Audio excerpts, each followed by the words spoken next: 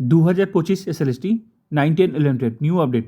অনেকেরই কাউন্সেলিং প্রায় 90 দিন পার হয়ে গেছে, মানে রেকমেন্ডেশন লেটারের 90 দিন পার, ভ্যালিডিটি শেষ। এক্ষেত্রে অনেক ক্যান্ডিডেট এসএসসিকে বিষয়টা জানিয়েছে। তো পদক্ষেপ শুরু হয়ে গেছে, আমি দেখাচ্ছি।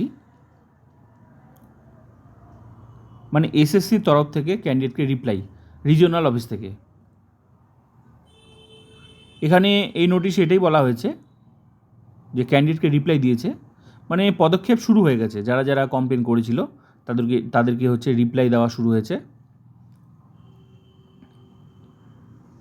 এখানে এটাই বলা হচ্ছে যে গ্যাজেট ফলো করতে বলেছে। তো গ্যাজেটে, এসএসসির গ্যাজেটে এটাই বলা আছে যে 90 দিন, রেকমেন্ডেশন লেটারে 90 দিন পার হলেও এসএসসি সিদ্ধান্ত নিতে পারে, 60 দিন আরও বাড়াতে পারে।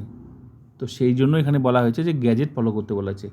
তার মানে এটাই বোঝা যাচ্ছে যে চিন্তা করতে মানা করেছে, চিন্তার কোনো কারণ নেই, আরও 60 দিন আছে।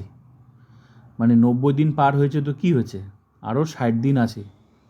তো প্রবল সম্ভাবনা 11-12 31শে আগস্টের মধ্যে নিয়োগ করার প্রবল সম্ভাবনা, কমপ্লিট করার। তো দেখা যাক।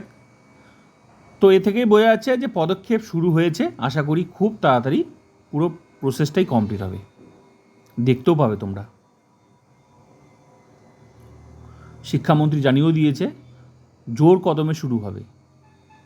আর 31শে আগস্টের মধ্যে যে ব্যাপারটা, এই এসএসসি যে অনগোয়িং নিয়োগ, এটা তো সব জানা। তো ভালোই হবে, চিন্তার কোনো কারণ নেই।